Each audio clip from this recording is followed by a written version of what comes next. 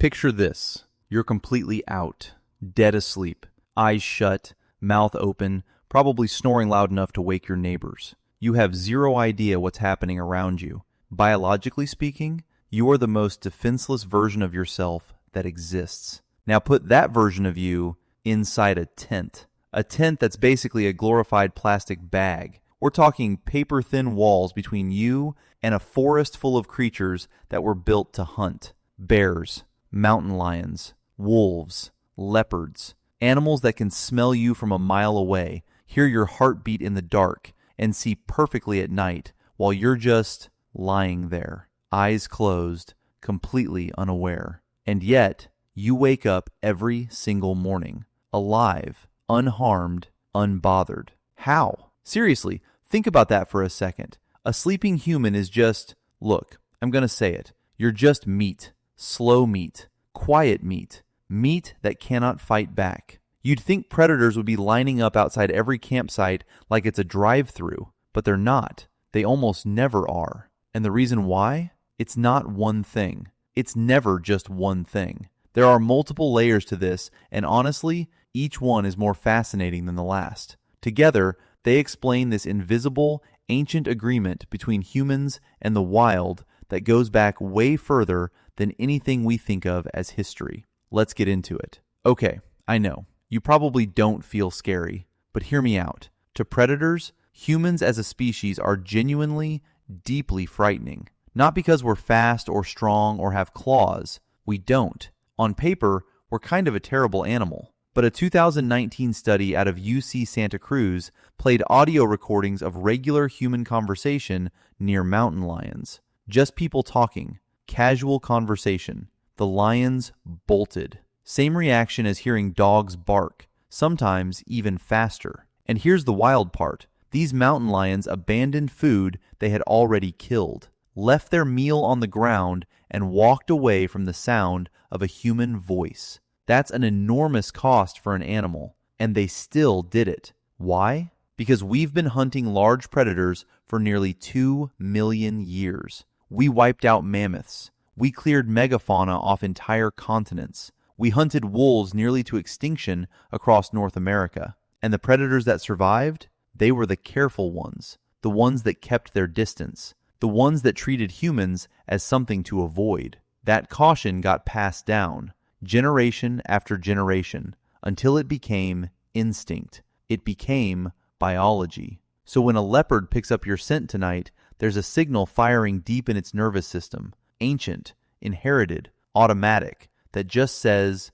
don't. That alarm has been running for thousands of generations. It doesn't go off because the leopard thought about it. It just fires, and the leopard moves on. You've never really thought about how you smell because you're surrounded by other humans and you've all just normalized each other. But to an animal with a nose 100,000 times more sensitive than yours, you are broadcasting. Bears can smell 7 times better than a bloodhound. Wolves can pick up a scent from nearly 2 miles away. Big cats have a specialized organ in the roof of their mouth that literally lets them taste the air. These animals are reading chemical information at a level we can't even imagine. And when they pick up your scent, you smell wrong. You smell like synthetic fabrics, nylon, polyester, chemical dyes. You smell like processed food from that gas station meal you had 6 hours ago. You smell like sunscreen, bug spray, soap, shampoo,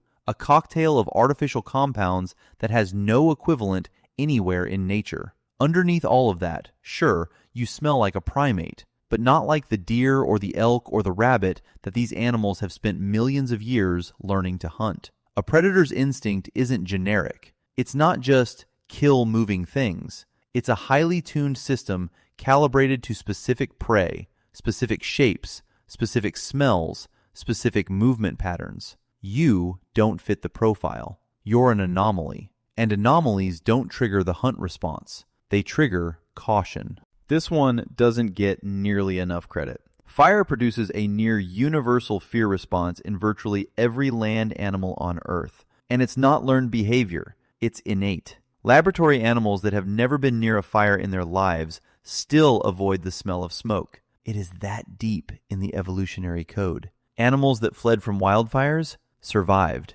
Animals that didn't.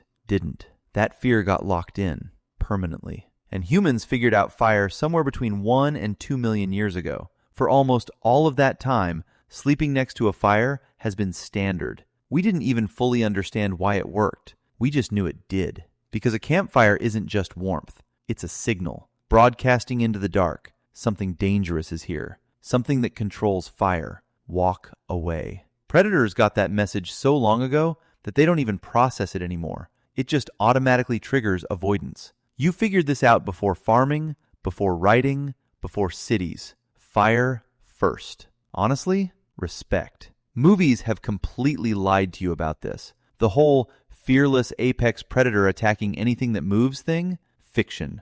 Total fiction. Real predators are incredibly careful because they have to be. A lion doesn't have health insurance. A wolf doesn't get sick days. One serious injury, a broken leg, a deep bite, can mean a slow death by starvation. In the wild, injuries don't get treated. They either heal on their own, while the animal still has to hunt and eat, or they don't heal, and that's it. So every decision a predator makes about engaging something is a survival calculation. Is this worth it? Is the reward greater than the risk? A sleeping human fails that calculation immediately. You're unfamiliar. A predator knows exactly how a deer reacts, where its blind spots are, how it panics, when to strike. It has zero idea what you'll do. You might wake up screaming. You might have tools. You might have other people nearby. That level of unpredictability is a massive red flag. You're also big. When a human stands up, we're tall, upright, and our two-legged posture is actually an unconscious threat display.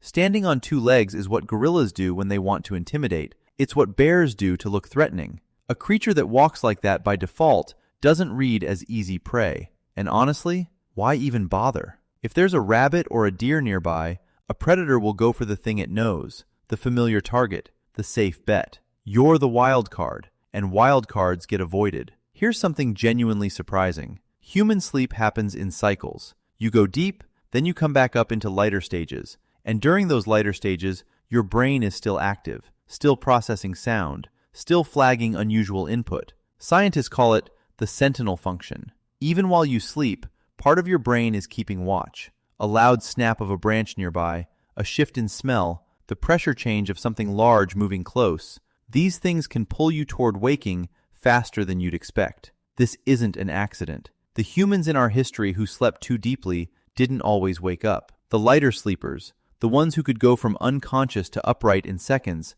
they survived. They had kids. We are their kids. Human sleep got evolutionarily tuned to stay just light enough to respond to threats. You're not as helpless as you feel. You're running an early warning system. Not perfect, but real. Humans almost always camp in groups, and predators understand group dynamics deeply because their prey animals also form groups. They don't just attack prey, they hunt for separation. The isolated individual, the one that's fallen behind. A tent full of sleeping humans is a group where one person waking up and yelling immediately wakes everyone else. The risk of one hunt turning into a chaotic group defense situation, that's exactly what predators are built to avoid. Here's the thing though, none of this makes you untouchable. The attacks that do happen almost always involve a predator that's been pushed to desperation, injured, starving, habitat destroyed, or so used to human contact that its inherited wariness got overridden. The Tsavo lions,